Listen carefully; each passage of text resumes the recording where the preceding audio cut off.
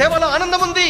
అందుకే దైవజనుడు భగత్ సింగ్ గారు తనకున్నటువంటి సమస్తాన్ని విడిచిపెట్టాడు. జమీందార్ చిన్నోడు అనుకుంటున్నారా? భగత్ సింగ్ గారు అంటే first Indian engineer, DL degree కలిగిన ఇంజనీర్. ఆయన మొదటిది అగ్రికల్చర్ ఇంజనీరింగ్, 2 మెకానికల్ ఇంజనీరింగ్, మొట్టమొదటి ఇండియన్ ఫారిన్ రిటర్న్, అది కూడా భారతదేశం కాదు విదేశాల్లో చదువుకున్నాడు.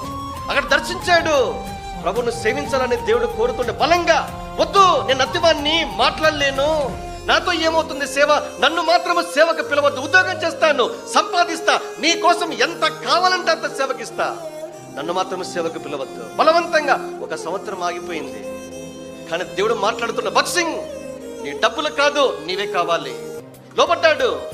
అక్కడి నుంచి విదేశాల నుంచి భారతదేశానికి వచ్చేటప్పుడే తను సంపాదించుకున్న డిగ్రీస్ నుంచి చించేశాడు. ఆశ్చర్యమా? ఈ సాక్ష్యం ఎంతో మందిని ప్రభావితం చేసింది.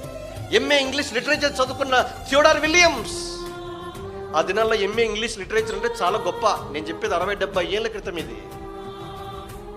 అప్పుడు అనుకున్నా అంట, నేను ఎంఏ ఇంగ్లీష్ చదువుకుంటే నేనుందండి సేవకు వచ్చేది. దేవునితో వాదిస్తున్నాడంట. భగత్ సింగ్ గారు చిన్న సాక్ష్యం, చెప్పన సఖ్యం మహిమాక్తి తీసుకున్నాడు, చదివాడు. అరే ఈయన నాకంటే 2 డిగ్రీలు ఫారిన్ రిటర్న్, ఫారిన్లో చదువుకున్నాడు, ఈయననే చించి వస్తే నేనేంది గొప్ప అని అప్పుడు ఫుల్ టైం సర్వీస్కి అప్పగించుకున్నాడు.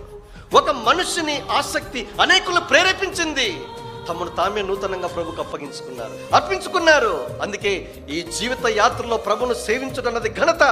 అది ప్రభు ఏ పరిమాణంలో ఏ మోతాదులో నువ్వు సేవించాలో దేవుడు నడిపిస్తాడు. నువ్వు సంపూర్ణ కాల సేవకునిగా సేవలో పరిపూర్ణం కావాలంటే అలాగూ నడిపిస్తాడు. నాలాంటి వానిగా నిన్ను సిద్ధపరచాలనుకుంటే అలాగూ సిద్ధపరుస్తాడు. ఇది నాన్న సేవలో ఆనందం ఉంది, సంతోషం ఉంది.